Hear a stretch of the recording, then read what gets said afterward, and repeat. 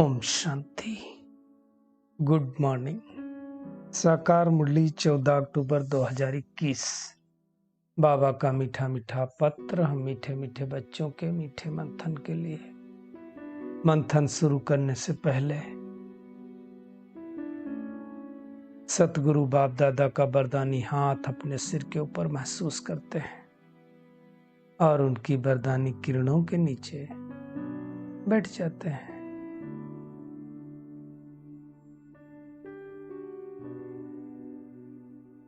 अनुभव करें, मैं बहुत शक्तिशाली आत्मा हूं, सच्ची सच्ची शिव से शक्ति लेने वाली शिव शक्ति आत्मा हूं, आठों ही शक्तियों से संपन्न आत्मा हूं।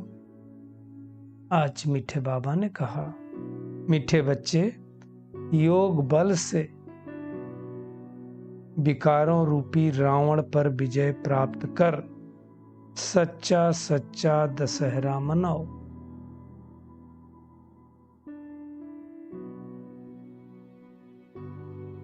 विकार हम सबको पता है, 5 विकार मुख्य, 5 उनके बाल बच्चे, ये सब मिला के 10 होते हैं। काम, क्रोध, लोभ, मोह, अहंकार, ईर्ष्या, द्वेष, नफरत, आलस, अलबेलापन, ये हो गए 10 विकार रूपी रावण। उनको विजय प्राप्त करो, मतलब उनको समाप्त करो, और दशहरा, 10 को हरने वाले दशहरा मनाओ। दशहरा का अर्थ ही यही होता है। तो ये है दशहरा मनाना। बाकी वो पुतले को जलाने से कुछ नहीं होगा। पुतला जल जाएगा, हमारे पैसे चले जाएंगे, पॉल्यूशन फैल जाएगा, परिवर्तन नहीं होगा। तो इन विकारों को आइडेंटिफाई करके किसी न किसी विकार को जलाना अर्थात दशहरा मनाना। आज का प्रश्न है, रामायण और महाभारत का आपस में क्या कनेक्शन है? दशहरा किस बात को सिद्ध करता है? बाबा ने कहा, दशहरा होना मतलब रावण खत्म होना। दुनिया में तो हर साल मनाते हैं, अगले साल कहां से आ गया भाई रावण? तो क्योंकि विकार खत्म नहीं होते। तो बाबा कहते हैं दशहरा होना माना रावण खत्म होना और सीताओं को छुटकारा मिलना। हम आत्मा सब सीताएं हैं, आत्मा रूपी सीताओं को रावण की कैद से मुक्ति मिल जाती है। बाबा कहते हैं लेकिन दशहरा मनाने से तो रावण से छुटकारा मिलता नहीं। खाली दशहरा मनाया तो नहीं मिलता है, मिलना चाहिए। वो कब मिलेगा? बाबा कहते हैं जब महाभारत होता है तब सब सीताओं को छुटकारा मिल जाता है। महाभारत लड़ाई होना मतलब इस सृष्टि का महाविनाश होना, महापरिवर्तन होना। बाबा कहते हैं महाभारत लड़ाई से रावण राज्य खत्म होता है। तो रामायण, महाभारत और गीता का आपस में बहुत गहरा संबंध है। कैसे? इसको समझें। आज से 2500 वर्ष पूर्व इस सृष्टि पर जब द्वापर युग चालू हुआ तो रावण आया, अर्थात विकार धीरे धीरे आए और उसका राज्य चालू हुआ। तो रावण राज्य चालू हो गया। सब जो सीताएं थी राम की, परमात्मा राम की, वो कैद में जाने लगी रावण के। धीरे धीरे धीरे धीरे संपूर्ण कैद में चली गई। ठीक है ना? रामायण ही चल रही हो। अब रामायण का जब अंतिम पार्ट आया तो परमात्मा शिव ऊपर से आए और आकर के जो बानर बुद्धि बन गए थे, इसलिए बोलते हैं बानरों की सेनाली, उन आत्माओं को परमात्मा ने विशाल बुद्धि बनाया, बलशाली बनाया, महावीर बनाया और उनके द्वारा ज्ञान सुनाना चालू किया। उनको समृद्ध बनाया, उनके द्वारा अनेक आत्माओं को समृद्ध बनाया। धीरे धीरे वो आत्माएं पावरफुल बन गई और जब संपूर्ण पावरफुल बन जाएंगी, उन आत्माओं ने पहले अपने अंदर के रावण को नष्ट किया, 10 विकारों को समाप्त किया, सच्ची सच्ची शिव शक्ति बन गई। जब शिव शक्ति बन जाएंगी तो महाभारत लड़ाई छिड़ेगी। शिव शक्ति कैसे बनी? गीता का ज्ञान परमात्मा ने आकर के सुनाया, ब्रह्मा तन में बैठ करके। तो रामायण चल रही थी, सब गायन कर रहे थे, सब सीताएं कैद में चली गई थी रावण की। परमात्मा शिव आए और उन्होंने गीता सुनाई। गीता सुना करके शिव शक्ति बना दिया सबको। अब जब शिव शक्ति बना दिया तो महाभारत लड़ाई छिड़ेगी और ये सारी सृष्टि से सभी सीताएं अर्थात सभी आत्माएं मुक्त हो जाएंगी। मुक्त होकर के परम धाम में चली जाएंगी। कुछ आत्माएं सतयुग में आ जाएंगी। इसलिए बाबा ने कहा रामायण महाभारत और गीता का आपस में बहुत कनेक्शन है। तो अब महाभारत होने का समय आ गया है। आज का गीत है महफिल में जल उठी समा, परवाने के लिए। तो समा शिव बाबा, हम आत्माएं परवाने हैं। बाबा कहते हैं तुम अभी ब्राह्मण संप्रदाय हो। ब्राह्मण मतलब दुनिया वाले ब्राह्मण नहीं, संपूर्ण सतो प्रधान श्रेष्ठ आचार व्यवहार करने वाले वो ब्राह्मण, ब्रह्मा के बताए गए मार्ग पर चलने वाले। बाबा कहते हैं तुमको अब दैवी संप्रदाय तो नहीं कह सकते क्योंकि देवता तो बने नहीं। अभी हम है ब्राह्मण संप्रदाय, फिर जब संपूर्ण बन जाएंगे तो दैवी संप्रदाय बनने वाले हैं, है ना। दुनिया में तो दशहरा हर साल, जैसे कल दशहरा मनाएंगे या आज मनाएंगे अलग अलग जगहों में, तो वहां पूरा हो जाएगा। परंतु ये पूरा नहीं होगा। पूरा तभी होगा जब महाभारत लड़ाई लड़ेगी। तो बाबा कहते हैं दुनिया में वो हिंसक दिखाते हैं, तुम्हारी है अहिंसक। हमारी गीता है, हम गीता ज्ञान रोज सुनते हैं। उससे क्या होना है कि रावण राज्य समाप्त हो जाएगा। परंतु ये सब बातें समझने के लिए बुद्धि कैसी चाहिए? विशाल चाहिए, गुही चाहिए। सबको समझ में थोड़ी आएगा, है ना। तो अब रावण राज्य समाप्त होने वाला है ना। महाभारी लड़ाई लगेगी। सीढ़ी में सब कुछ स्पष्ट दिखाया हुआ है ना। बाबा कहते हैं गीता सुनकर तुम राज्य पाते हो, फिर इस सृष्टि की सफाई होने के लिए लड़ाई लगती है। बाकी जाने कहां कहां क्या क्या लिख दिया है, सच्चाई बाबा ने बता दिया है। इसलिए सबसे ऊंची गीता, और गीता है भी बहुत छोटी, सब शास्त्रों से छोटी है ना। वैसे तो बड़ी होनी चाहिए, परंतु बाबा कहते हैं ज्ञान बहुत मुख्य, अल्फ और बे का ज्ञान, है ना। तो बाबा समझाते हैं कि बाप तो एक ही बात सुनाते हैं। क्या सुनाते हैं अक्सर? मुझे याद करो, मामे कम याद करो तो विकर्म विनाश होंगे, और चक्र को समझो। इसलिए गीता छोटी बना दी है। ये है ज्ञान कंठ करने का, है ना। बाबा कहते हैं दुनिया में गीता का लॉकेट बनाते हैं। बाबा ने अब हमारे गले में लॉकेट डाला। कौन सा? त्रिमूर्ति और राजाई का। त्रिमूर्ति कौन? ब्रह्मा विष्णु शंकर, और राजाई अर्थात लक्ष्मी नारायण का।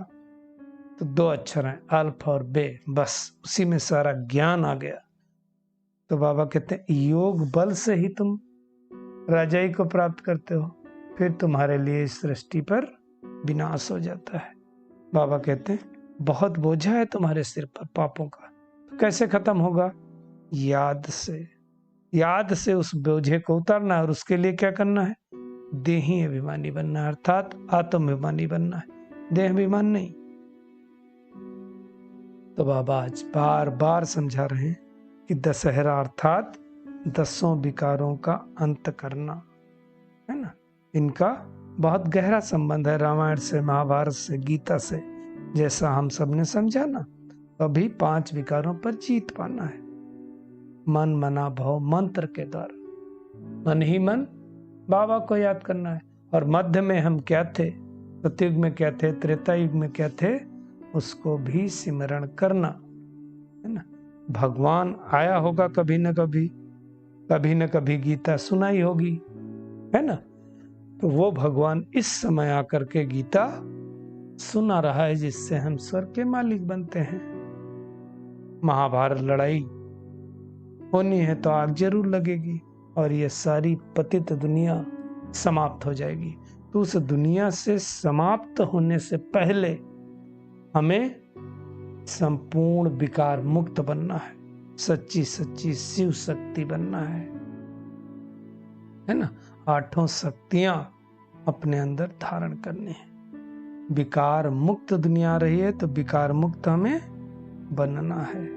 परमात्मा शिव ही आकर के ब्राह्मण धर्म, सूर्यवंशी चंद्रवंशी धर्म की स्थापना करते हैं। 3 धर्म। ये सब बातें बाबा के सिवाय कोई समझा नहीं सकता है। राजयोग इसीलिए कहते हैं कर्मेंद्रियों का राजा बनने का योग। दुनिया में तो दशहरे को एक रावण को खत्म करते हैं, वो सब हद की बातें हैं। ये बाबा जो समझा रहे हैं ये बेहद की बातें हैं। बाबा कहते हैं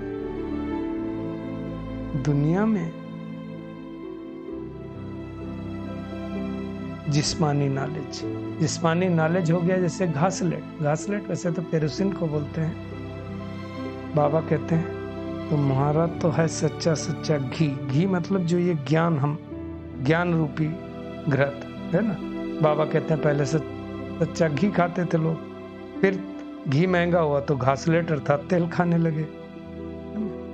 बाबा का कहने का भाव अर्थ है कि थोड़े दिनों में कितना फर्क पड़ गया है। गैस, बिजली, मोबाइल कुछ था नहीं, अब ये सब थोड़े दिनों की उत्पत्ति है ना। अब ये सृष्टि बदल करके नई दुनिया, स्वीट राजधानी आने वाली है। तो हमें इस यज्ञ में हड्डी हड्डी सेवा करके महाराजकुमार राजकुमारी बनना है।